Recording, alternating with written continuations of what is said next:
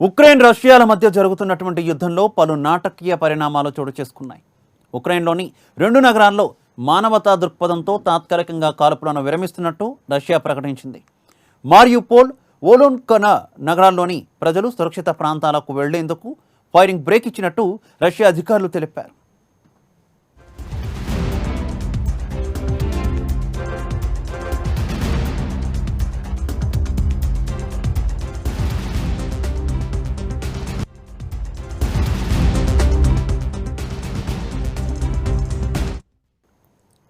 ఈ 2 నగరాలను రష్యా సైనిక దళాలు చుట్టుముట్టాయి. విద్యుత్, ఆహారం, నీరు, ఇతర నిత్యావసరాల రవాణా నిలిచిపోయింది. రెండో ప్రపంచ యుద్ధంలో లెనిన్గ్రాడ్కు నాజీలు సరఫరా నిలిపివేసిన నాటి రోజులను తలపిస్తున్నాయని రష్యాపై విమర్శలు వెల్లువెత్తాయి. దీంతో రష్యా ఈ నగరాల్లో తాత్కాలిక కాల్పుల విరమణకు అంగీకరించింది.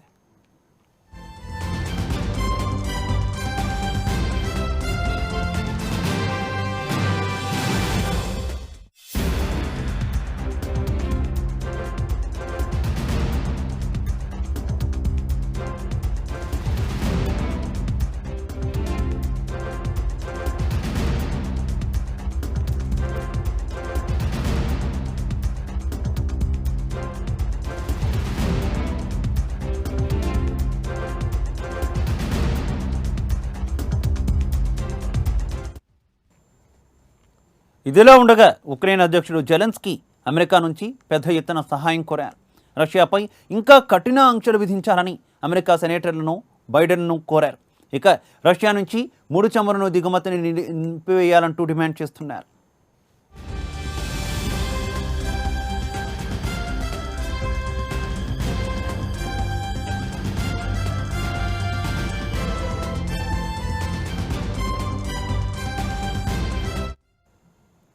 జెలెన్స్కీ నాటో దేశాలపై తీవ్రస్థాయిలో ధ్వజమెత్తారు.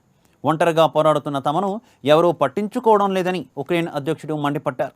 తమ దేశాన్ని నో ఫ్లయింగ్ జోన్గా ప్రకటించమని మొత్తుకున్నా నాటో పట్టించుకోలేదంటూ ఆగ్రహం వ్యక్తం చేశారు. రష్యాకు నాటో గ్రీన్ సిగ్నల్ ఇచ్చి ఉక్రెయిన్ నగరాలపై దాడులకు పరోక్షంగా సహకరించిందని జెలెన్స్కీ ఆవేదన వ్యక్తం చేశారు. నాటో కేవలం 50,000 లీటర్ల డీజిల్ మాత్రమే సరఫరా చేసిందన్నారు.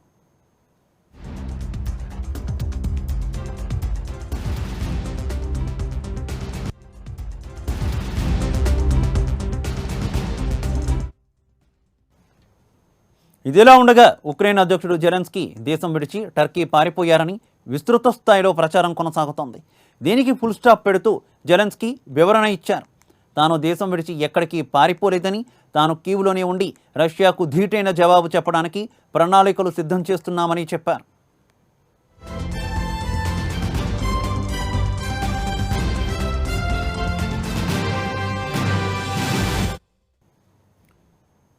మరోవైపు ఉక్రెయిన్కు అండగా ఎందుకు నిలబడలేదో నాటో వివరణ ఇచ్చింది. ఇలాంటి సమయంలో తాము జోక్యం చేసుకుంటే అగ్నికి ఆద్యం పోసినట్లవుతుందని పేర్కొంది. యుద్ధాన్ని ఆపకపోతే మరింత కఠిన ఆంక్షలను విధించాల్సి వస్తుందని నాటో దేశాలు రష్యాను గట్టిగానే హెచ్చరించాయి.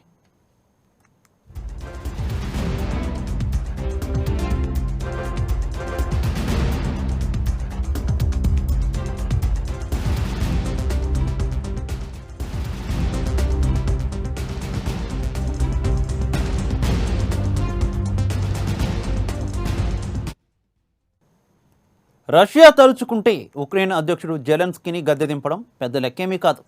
స్పెషల్ ఆపరేషన్లో జెలెన్స్కీని అంతం చేయడం పుతిన్కు అసలు విషయమే కాదు. కానీ ఉక్రెయిన్పై దాడి అంతకు మించి పెద్ద వ్యూహమే రష్యా లక్ష్యంగా కనిపిస్తోంది. నాటోకు గట్టి హెచ్చరికలు చేయడమే, దేనికి రాజీ పడబోమని చెప్పడమే పుతిన్ లక్ష్యం. ఉక్రెయిన్పై రష్యా దాడి కేవలం ట్రైలర్ మాత్రమేనని, అసలు విషయం ముందున్నాయనే సంకేతాలు మాస్కో నుంచి వస్తున్నాయి. ఉక్రెయిన్ నాటోలో చేరాలని అనుకోవడమే తక్షణ కారణం. నాటో విస్తరణపై మొదటి నుంచి అసంతృప్తితో ఉన్న రష్యా అదును చూసి విరుచుకుపడుతోంది. దౌత్య మార్గాల్లో సంప్రదింపులు విఫలం కావడంతో యుద్ధం అనివార్యమైంది.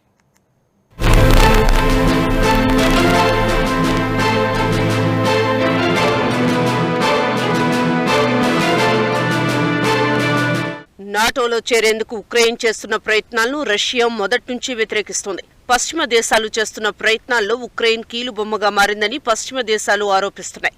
నాటోలో ఎప్పటికీ చేరబోమని ఉక్రెయిన్, చేర్చుకోమని పశ్చిమ దేశాలు హామీ ఇవ్వాలని రష్యా అధ్యక్షుడు పుతిన్ డిమాండ్ చేశారు.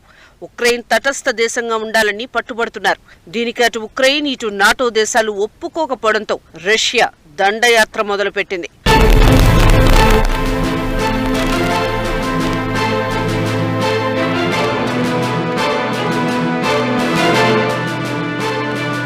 ఒకప్పుడు సోవియట్ యూనియన్లో భాగమైన ఉక్రెయిన్కు రష్యాతో గట్టి సామాజిక సాంస్కృతిక సంబంధాలున్నాయి.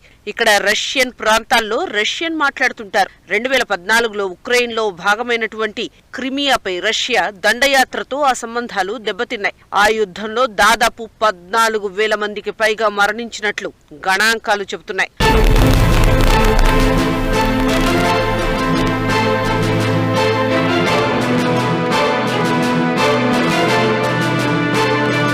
ఉక్రెయిన్ విషయంలో రష్యా ప్రధానంగా 3 డిమాండ్లను ముందుంచింది.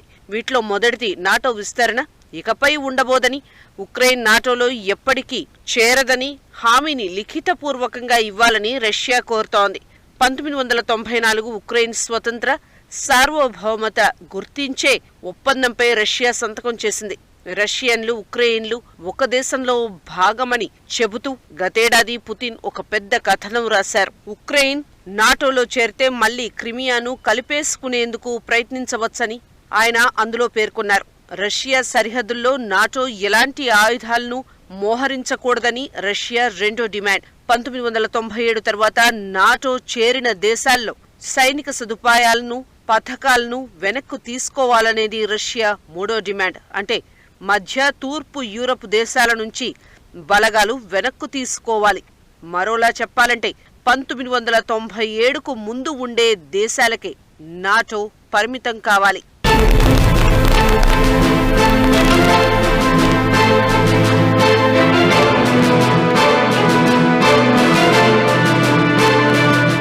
రష్యా అధ్యక్షుడు వ్లాదిమిర్ పుతిన్ చేతలతోనే కాదు, మాటలతో కూడా ఉక్రెయిన్ను దెబ్బతీసే ప్రయత్నం చేస్తున్నాడు. ఉక్రెయిన్ దేశ సైన్యాన్ని పడగొట్టాలని ఆ దేశ సైన్యానికి పిలుపునిచ్చాడు. అధికారాన్ని అందిపుచ్చుకోవాలని తెలిపారు. ఈ సందర్భంగా ఆయన ఉక్రెయిన్ ప్రభుత్వ పెద్దలను ఉగ్రవాదులు, డ్రగ్స్ బానిసలుగా అభివర్ణించారు. అయితే ఇలాంటి ఘర్షణలు రష్యాకు కొత్తేమీ కాదని నిపుణులు అంటున్నారు. ఇంతకు ముందు క్రిమియా, జార్జియాలపై తమ శక్తిని ప్రదర్శించిందంటున్నారు. అప్పట్లో యుద్ధ సమయంలో జార్జియాలో పరిస్థితులు ఎలా ఉన్నాయో ఇప్పుడు కూడా అదే పరిస్థితులు కనిపిస్తున్నాయని నిపుణులు అంటున్నారు.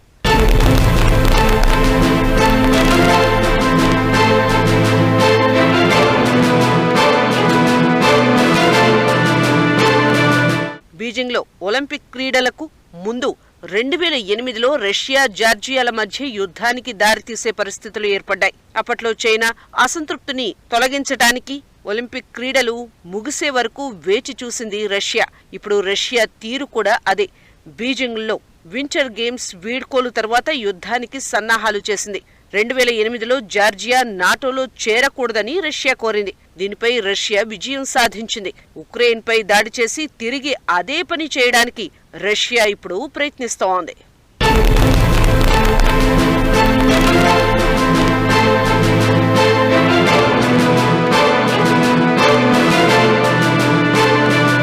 రష్యాకు నాటో ఇచ్చిన హామీలు మొదటి నుంచి తొంగలో తొక్కుతూ వచ్చింది. చివరకు చిన్న దేశం ఉక్రెయిన్ కూడా నాటో అండ చూసుకొని ద్వైపాక్షిక ఒప్పందాలను లెక్క చేయడం లేదని రష్యా తీవ్ర ఆగ్రహంతో ఉంది. రష్యా దెబ్బ ఏంటో రుచి చూపించకపోతే చిన్న దేశాలకు కూడా చులకన అయిపోతామని భావించి యుద్ధం మొదలుపెట్టింది.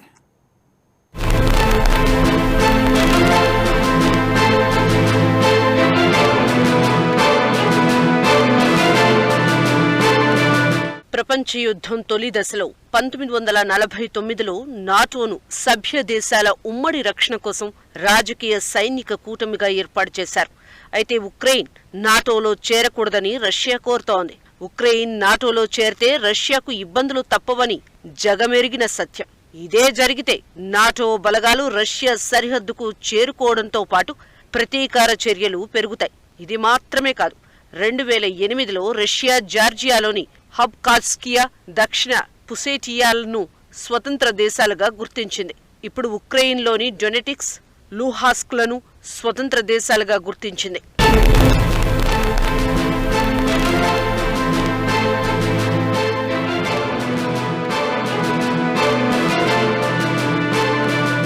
ఉక్రెయిన్లో రష్యా బలగాలు డొనెట్స్క్, లుహాన్స్క్ ప్రాంతాలను ఎంచుకున్నాయి. దీనికి 2 కారణాలున్నాయి. మొదటిది, ఇక్కడ రష్యన్ మాట్లాడే ప్రజల సంఖ్య ఎక్కువగా ఉండడమైతే ఈ ప్రదేశాల్లో ఉక్రెయిన్కు వ్యతిరేకంగా వేర్పాటువాదం రెండవ కారణంగా చెబుతున్నారు. ఉక్రెయిన్పై రష్యా విజయం సాధిస్తే పరిస్థితి మరింత దిగజారుతుందని నిపుణులు అంచనా వేస్తున్నారు. నాటో ప్రపంచంలోనే అతిపెద్ద సైనిక సంస్థ. దీని ఉనికి ప్రపంచవ్యాప్తంగా ఉంది. రెండో ప్రపంచ యుద్ధం తర్వాత ఏర్పడ్డ ఈ సంస్థ ప్రధాన లక్ష్యం సోవియట్ యూనియన్ పరిమితిని పరిమితం చేయడం వ్యూహంగా ఎంచుకుంది.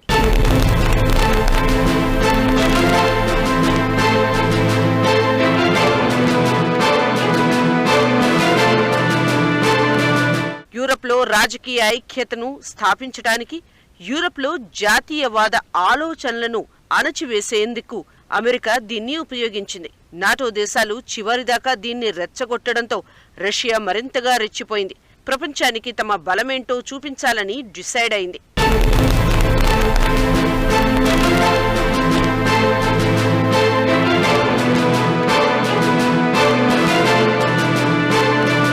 ఓ దశలో ఉక్రెయిన్తో పుతిన్ చర్చలకు సిద్ధమైన జెలెన్స్కీ మాత్రం నాటో అండతో పంతానికి పోయారు. దీంతో లాభం లేదని సైన్యాన్ని ముందుకు నడిపించింది రష్యా.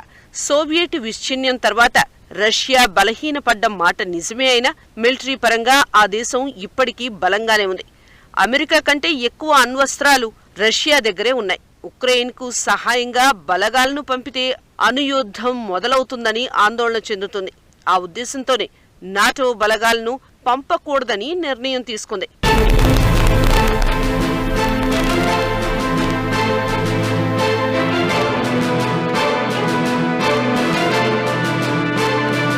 రష్యా అంటే ప్రపంచానికి భయం ఉందని నిరూపించాలని పుతిన్ భావించారు. నాటో నిర్ణయంతో ఆయన లక్ష్యం నెరవేరినట్లయింది. రష్యాకు ప్రపంచంలోని అన్ని దేశాలు భయపడుతున్నాయని ఉక్రెయిన్ అధ్యక్షుడితోనే చెప్పించగలిగారు. ఆర్థికంగా బలంగా లేని రష్యా కేవలం మిలిటరీ పరంగానే ప్రపంచంపై ప్రభావం చూపుతుంది. ఇప్పుడు ఆ ఆధిపత్యానికి కూడా గండి పడితే కోలుకోవడం కష్టమని భావించే ఉక్రెయిన్పై దాడి చేసింది. ఉక్రెయిన్కు బుద్ధి చెప్పడం ద్వారా పాత సోవియట్ యూనియన్ దేశాలను దారికి తెచ్చుకోవడానికి యూరప్ దేశాలు కూడా తోక జాడించకుండా చూసుకోవాలని రష్యా ద్విముఖ వ్యూహం పన్నింది.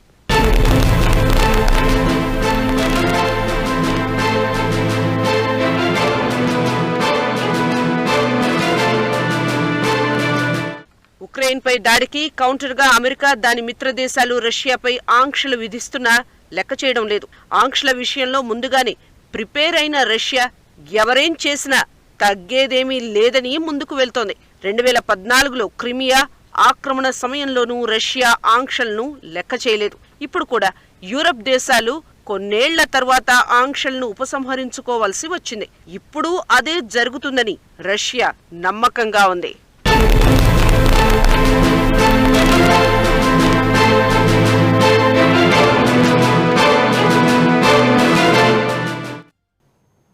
రెండో ప్రపంచ యుద్ధం తర్వాత యూరప్ గడ్డపై యుద్ధం జరగడం ప్రపంచ దేశాలన్నింటికీ ఆందోళన కలిగిస్తోంది. ఈ భయాన్ని పుతిన్ కోరుకున్నారనే అభిప్రాయాలు ఉన్నాయి. అమెరికా విషయంలో ఆచితూచి మాట్లాడే యూరప్ దేశాలు రష్యా దగ్గరకు వచ్చేసరికి ఒంటికాలపై లేస్తున్నాయని కొన్నాళ్ళుగా మాస్కో ఫిర్యాదు చేస్తూ వస్తుంది. ఇక ఉక్రెయిన్ యుద్ధం తర్వాత యూరప్ దేశాలన్నీ జాగ్రత్తగా ఉంటాయని పుతిన్ భావిస్తున్నారు. అమెరికా ఏకఛత్రాధిపత్యం ఇక సాగదని, రష్యా ఇంకా బలంగానే ఉందని రష్యా ఇంకా చెప్పడం అసలు ఉద్దేశం. అణుయుద్ధానికి భయపడి అమెరికా కూడా గాలికి వదిలేయడం ఖచ్చితంగా రష్యా పవర్ను కూడా గుర్తించినట్లేనని వినిపిస్తోంది.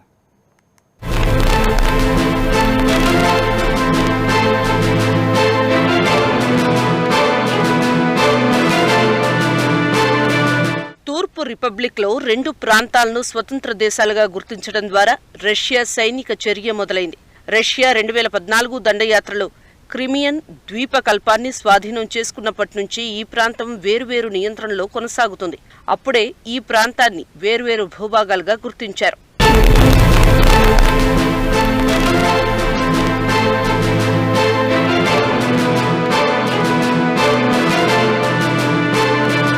డొమెన్స్క్, లుహాన్స్క్ ప్రాంతాల్లోని నియంత్రిత భాగాలు, రష్యా మద్దతున్న భూభాగాలు పీపీఆర్, ఎల్పీఆర్లుగా పిలుస్తారు. 2014 యుద్ధాలతో డొమెన్స్క్, లుహాన్స్క్ ప్రాంతాలు ఉక్రెయిన్ నుంచి చాలా వరకు తెగిపోయాయి. వాటిని పుతిన్ స్వతంత్ర రిపబ్లిక్లుగా గుర్తించారు. ఈ ప్రాంతాల్లో 2.3 మిలియన్లు, 2.5 మిలియన్ల మంది ప్రజలు నివసిస్తున్నారు. ఈ ప్రాంతాల్లోని చాలా మంది రష్యన్ జనాభాలోనే ఉన్నారు.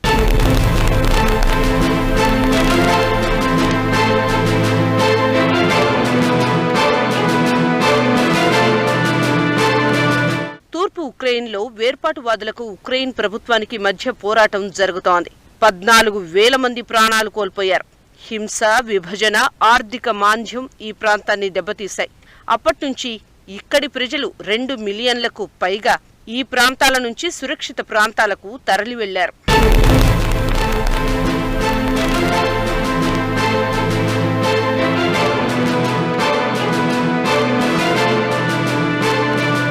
రష్యా, ఉక్రెయిన్ మధ్య చారిత్రక సంబంధాలు 9వ శతాబ్దం నాటివని చెబుతున్నారు. పుతిన్ వ్యూహాత్మకంగా అధ్యక్షుడు వారసత్వాన్ని కొనసాగించారు. 2014 ప్రారంభంలోనే ఉక్రెయిన్లో నిరసనలు, ఆందోళనలు మొదలయ్యాయి. ఆ క్రమంలోనే మాస్కోకు మద్దతుగా అధ్యక్షుణ్ణి దించేశారు. ఆ తర్వాత రష్యా, ఉక్రెయిన్ క్రిమియన్ ద్వీపకల్పంపై దాడికి దిగింది. ఆపై ఆ ప్రాంతాన్ని స్వాధీనం చేసుకుంది.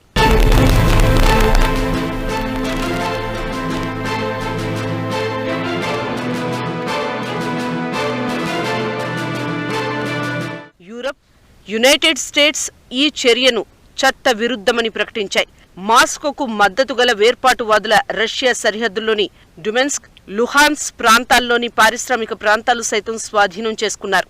అలాగే తిరుగుబాటుదారులు కూడా ప్రభుత్వ భవనాలను కూడా స్వాధీనం చేసుకున్నారు. అనంతరం అక్కడి వారంతా తమను తామంతా రిపబ్లికన్లుగా ప్రకటించుకున్నారు. ఆ తర్వాతే సంక్షోభం తీవ్రతరమైంది. డొమెన్స్క్, లుహాన్స్క్ వేర్పాటువాదులు ఉక్రెయిన్ నుంచి స్వతంత్రం ప్రకటించడానికి రెఫరెండం ప్రకటించారు.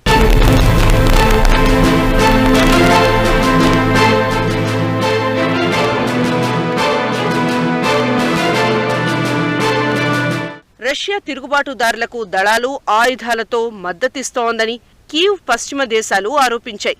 రష్యా మాత్రం యోధులు స్వచ్ఛంద సేవకులే అని సమర్థించింది. వేర్పాటువాదులకు, కీవ్ దళాలకు మధ్య ఘర్షణలు కొనసాగుతున్నాయి. 2015లో రష్యా, ఉక్రెయిన్ శాంతి ఒప్పందాన్ని అంగీకరించాయి. డాన్ బాస్ ప్రాంతంలో కీవ్ రష్యా మద్దతు గల వేర్పాటువాదానికి స్వస్తి పలికేందుకు ఫ్రాన్స్, జర్మనీలను మధ్యవర్తిత్వ ప్రణాళికగా రూపొందించారు.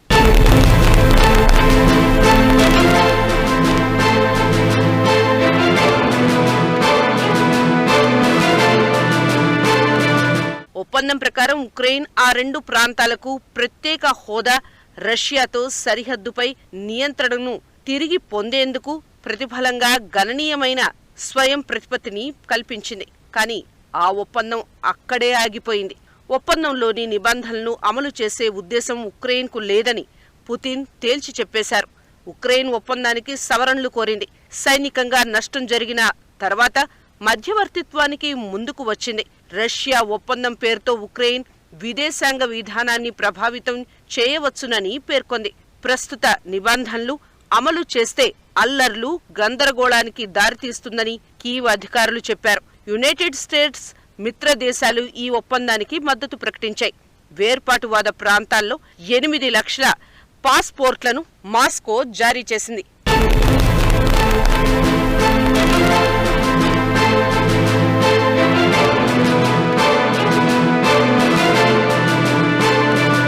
ఉక్రెయిన్ను ఉపేక్షిస్తే భవిష్యత్తులో జార్జియా లాంటి దేశాలు కూడా నాటో కూటమిలో చేరొచ్చు. అప్పుడు రష్యాకు నలువైపులా ముప్పు తప్పదు. ఇప్పటికే రష్యా చుట్టూ ఉన్న దేశాల్లో నాటో బలగాలు మోహరించి ఉన్నాయి.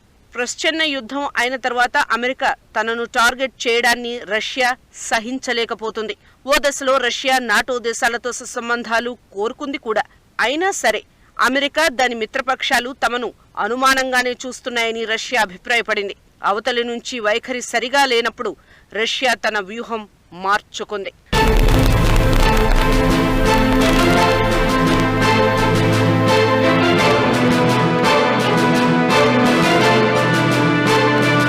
సోవియట్ యూనియన్ నుంచి రక్షణ కోసం ఏర్పడ్డ నాటో సోవియట్ విచ్ఛిన్నం తర్వాత కూడా కొనసాగడం, బలపడటం రష్యాకు అస్సలు నచ్చలేదు.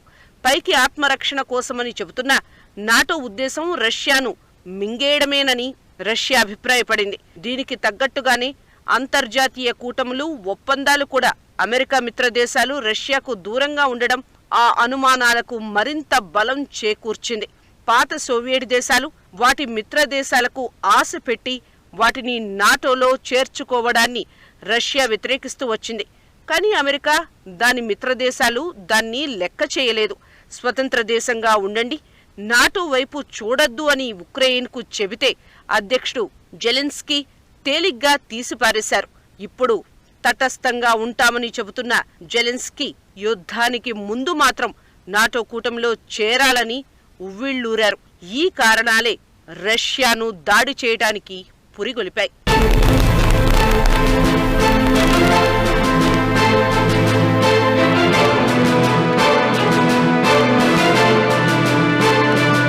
ప్రపంచంలో మళ్లీ సూపర్ పవర్ గా ఎదగాలని, ప్రశ్న యుద్ధం నాటి రోజులు మళ్లీ రావాలని రష్యా కోరుకుంటోంది. ఆ వ్యూహంలో భాగంగానే ఇప్పుడు ఉక్రెయిన్ పై దాడి చేసిందని విశ్లేషకులు భావిస్తున్నారు.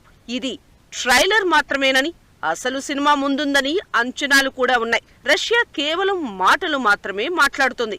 ఏమీ చెయ్యదు అనుకుంటున్న నాటో అంచనాలు నిరూపించింది.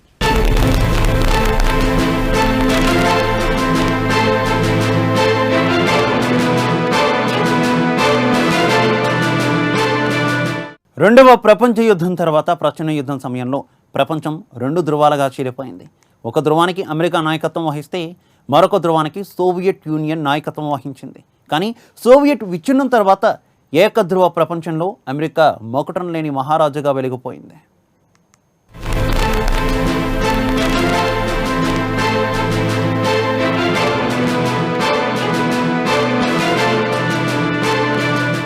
సోవియట్ యూనియన్ విచ్ఛిన్నం తర్వాత రష్యా ఏర్పడింది. కానీ ఆ దేశ ఆర్థిక పరిస్థితులు అధోగతి పాలయ్యాయి. ఈ పరిస్థితుల నుంచి బయటపడేందుకు రష్యా ప్రయత్నిస్తూనే ఉంది. అప్పట్లో అమెరికా ఒప్పుకుంటే రష్యాను తన శిబిరంలోకి తీసుకునేదే కానీ ఆ దేశం ప్రచ్ఛన్న యుద్ధం భావజాలం నుంచి బయటపడలేదని, రష్యాను సోవియట్ యూనియన్ లాగానే పరిగణించిందని నిపుణులు అంటున్నారు.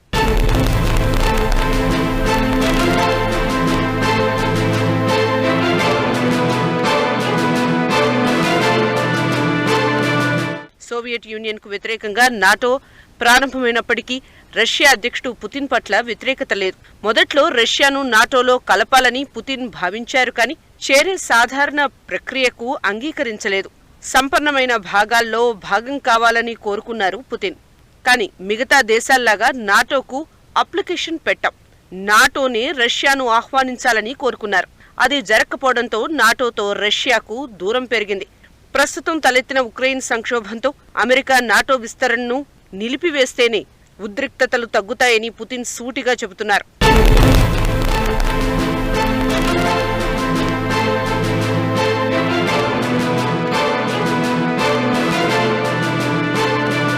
తూర్పు భాగంలో నాటో విస్తరణ రష్యాకు ఆమోదయోగ్యం కాదు.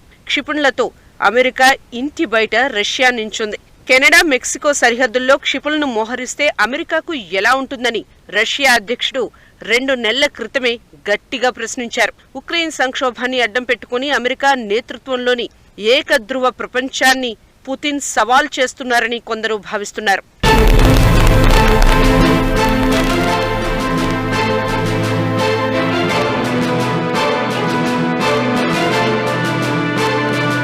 గతంలో సిరియా విషయంలో కూడా రష్యా ఇలానే చేసింది. సిరియాలో బషర్ అల్-అసద్ను అధ్యక్ష పదవి నుంచి తొలగించడానికి అమెరికా లక్ష్య ప్రయత్నాలు చేసింది. కానీ పుతిన్ అది జరగనివ్వలేదు. బషర్ అల్-అసద్కు సహాయం అందిస్తూనే ఉన్నారు.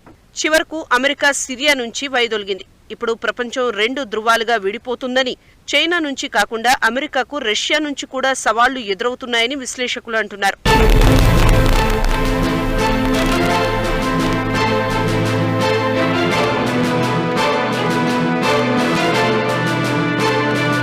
ప్రపంచంలోని కొన్ని దేశాలు అమెరికాను విడిచిపెట్టి రష్యాను అనుసరిస్తున్నాయి.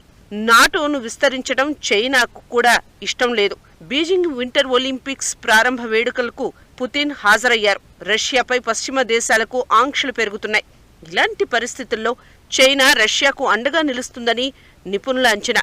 ఇప్పుడు రష్యా చైనాలు కలిసి ప్రపంచ రాజకీయాలకు సంబంధించి అనేక అంశాలపై అమెరికాను సవాల్ చేస్తున్నాయి.